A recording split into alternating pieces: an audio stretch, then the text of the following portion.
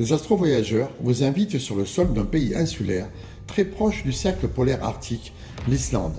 Notre cible est d'y admirer et d'y photographier les aurores boréales.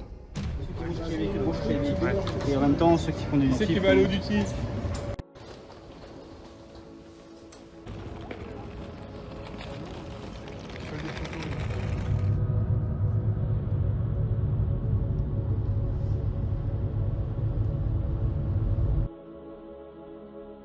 Ce qui se passe à Reykjavik reste à Reykjavik.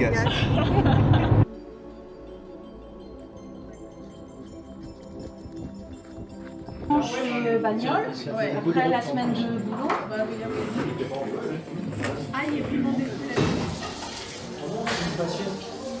Bonjour Clément. Ah oui.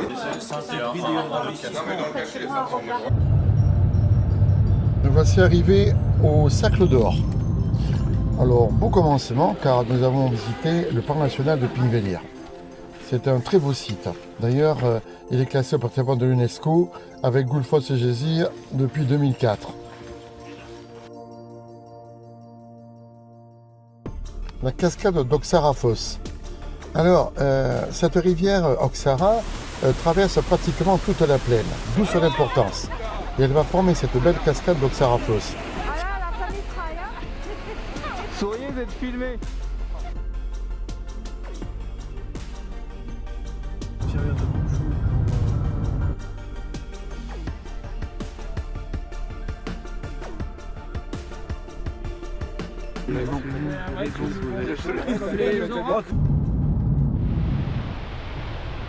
On va aussi arriver à la cascade de Gullfoss. C'est un endroit vraiment magnifique.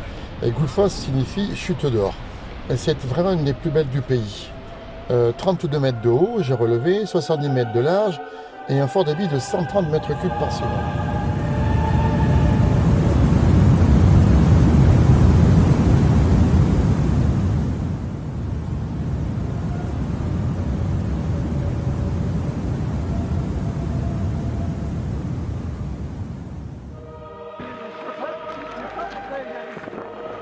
Ça rigole. Ouais.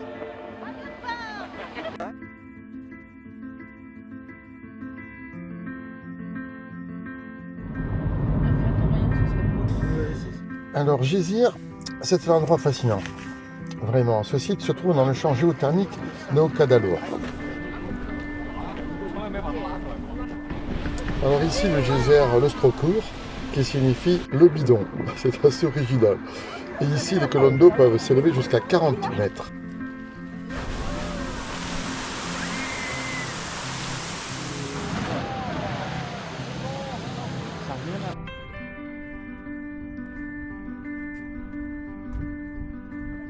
Alors, ça va, petit lapin? Ça va.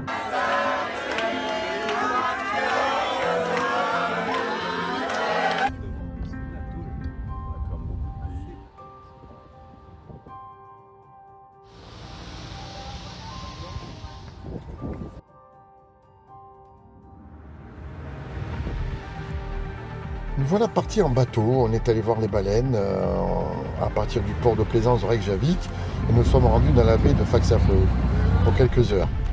La chance a voulu que nous ayons beau temps, beau soleil et une mer lisse. Et là nous avons pu admirer les mouvements de ces cétacés, nageoires avec queue évoluée, émerger, c'est vraiment magnifique. De temps en temps on voyait un mini geyser jaillir des dos des mammifères marins avec le bruit du bouchon qui s'ouvre.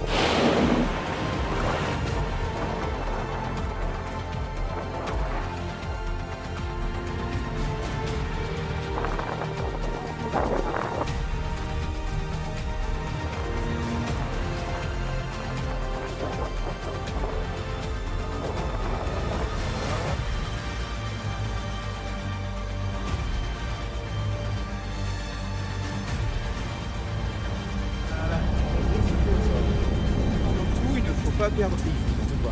Alors, on va partir donc pour l'étape la plus longue Oui, de l'humanité. Ouais, donc on va faire un KFC ou un fast food.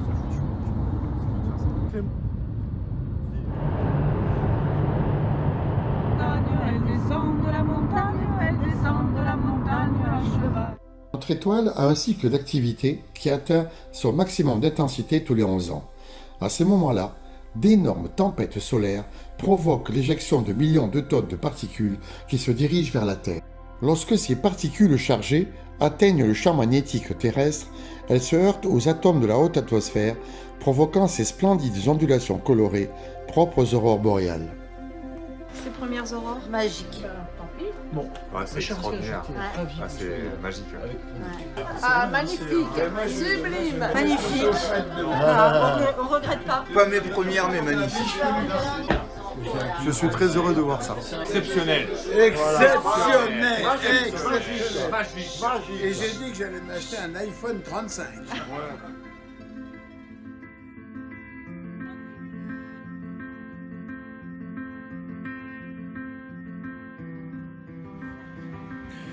La région de Mývatn et de son lac est classée réserve naturelle protégée depuis 1974.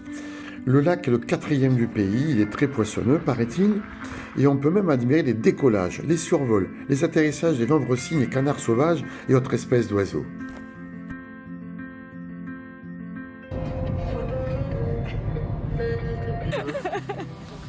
Bonne montée. Nous avons visité les formations volcaniques de Dimmu-Borgir. Dimmu-Borgir signifie les châteaux sombres. Alors, ça se trouve à l'est du lac Mývatn et on s'est promené dans le champ de lave qui est très rocailleux et il offre au cours de notre balade des spectacles vraiment saisissants. En effet, on peut y voir, imaginer des créneaux par exemple. Il y a de belles arcades, on peut même y distinguer des visages de face et de profil. C'est vraiment très curieux et très amusant.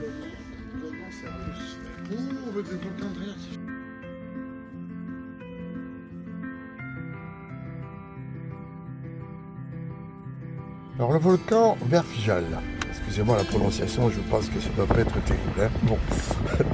Verfjall signifie la montagne de la source chaude. Ce site est apparu également il y a environ 2500 ans. Il est de 250 mètres d'eau, c'est assez impressionnant, 200 mètres de profondeur, un diamètre de plus d'1 km et une circonférence de 4,5 km que nous avons parcouru avec enchantement et d'où nous avons pu admirer de cette hauteur le lac et ses montagnes voisines, vraiment des paysages époustouflants.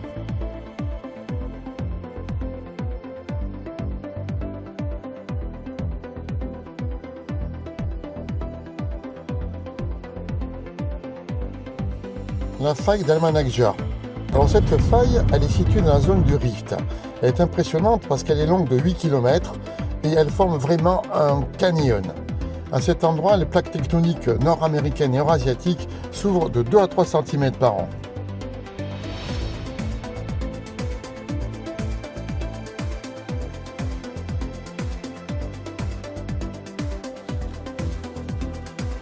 Alors la grotte de Gayotagdia, elle a été creusée par la lave et c'est la porte d'entrée de la faille où se trouve niché un lac d'eau chaude transparent et bleuté. Ce décor naturel aurait servi à la série Game of Thrones. C'est quoi? Qui rigole là? Qui rit? Elle était plus belle, celle qu'on a eue tout à l'heure. Tu vois, on voit. Ah oui, un petit bazar. Un petit bazar.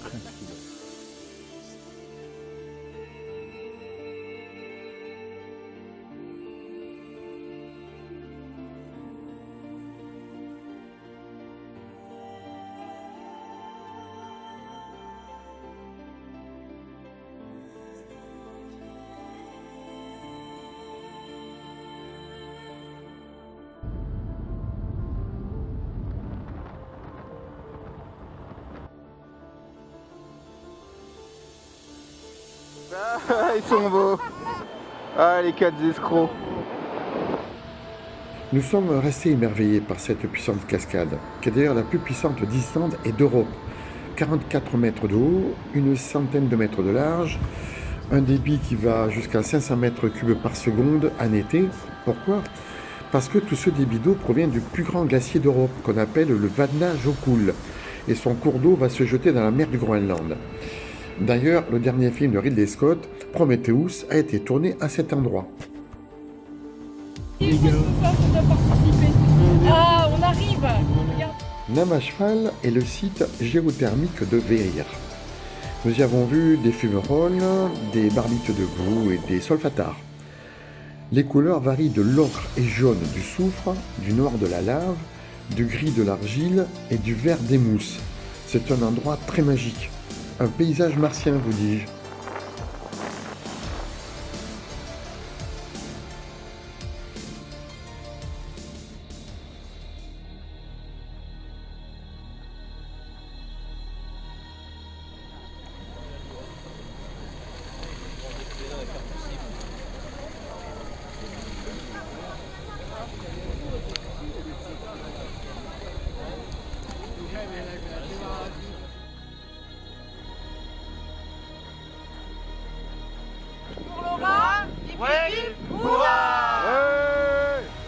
Le surprenant et bouleversant pays qu'est l'Islande, où les aurores boréales nous parlent sans cesse d'une rencontre du soleil avec la Terre.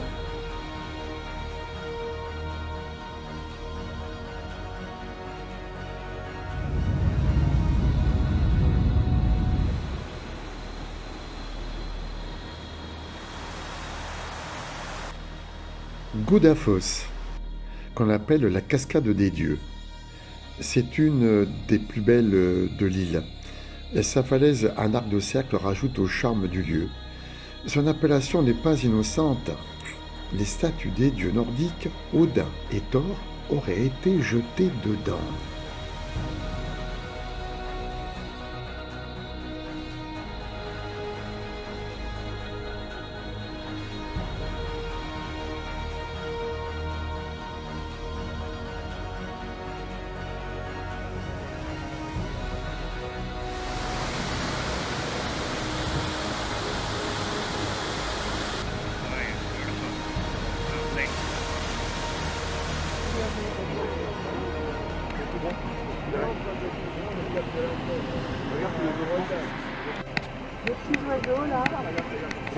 Sur le chemin du retour, nous nous sommes arrêtés à Boudardalour.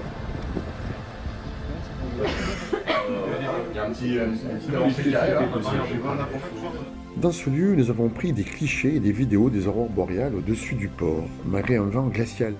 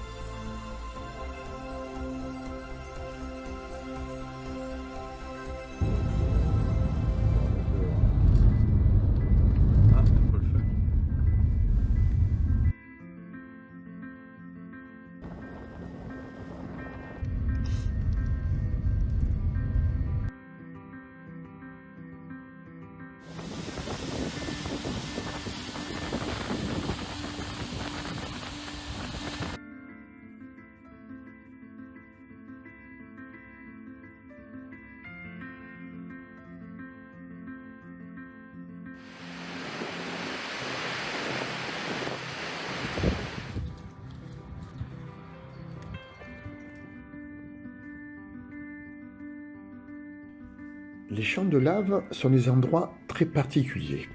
Ce qu'on admire, c'est le spectacle du lichen qui va pousser dans ces lieux, et cela donne des images ahurissantes. Les très nombreuses nuances de vert qui tapissent les sols accidentés, même dans des endroits les plus insolites, les plus anachroniques, vont jouer avec la luminosité du soleil et vont donner des images inoubliables.